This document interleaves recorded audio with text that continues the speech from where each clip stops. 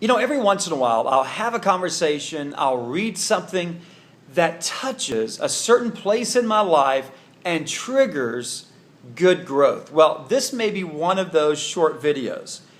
If you've ever struggled with having a victim mentality, and I have, so I get it.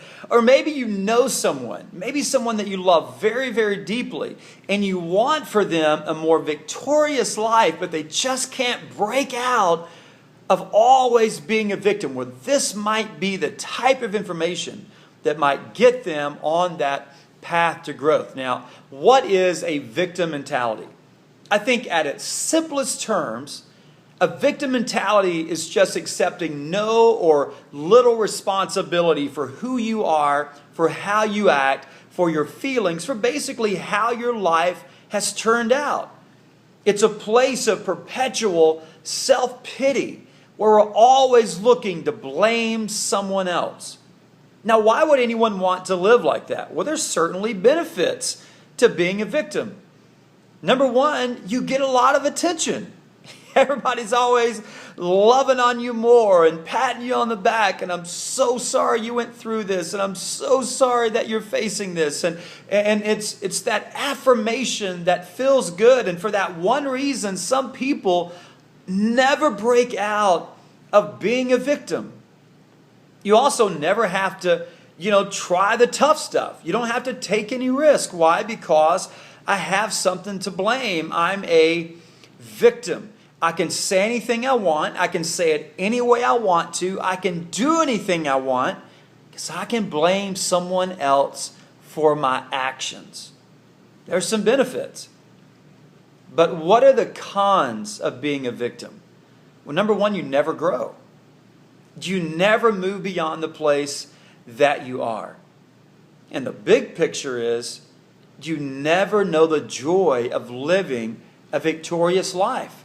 You also have very little impact, positive impact on the life of others because you're not in a giving mentality. You're in a receiving, taking mentality. So how do you break out of that?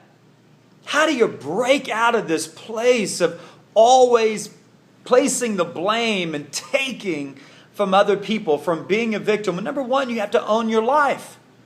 And you have to own it 100%. Now, some of you right now, you've got a red flag and you're saying, hold up, I'm not owning what someone else did to me. They did it, I didn't. I'm not saying own what they did. I'm saying own your life. I'm not saying you're at fault.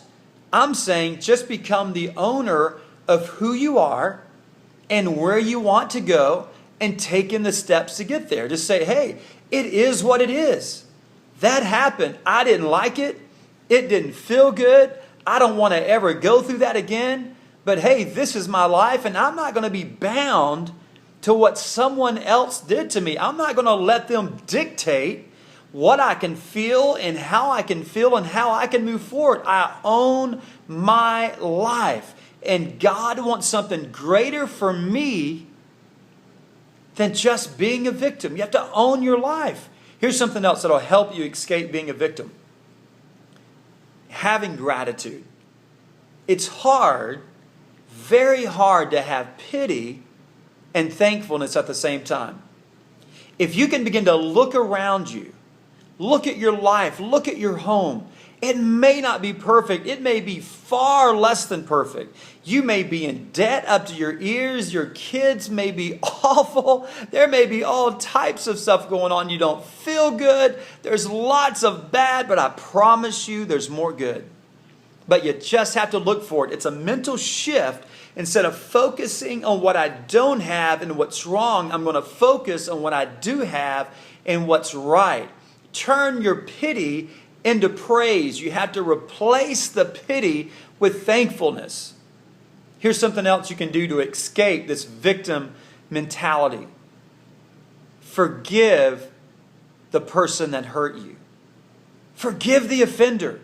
Let them go. You've heard it many, many times. You've read it many, many times. You're not hurting them by holding that grudge, by keeping that resentment. You're just hurting yourself.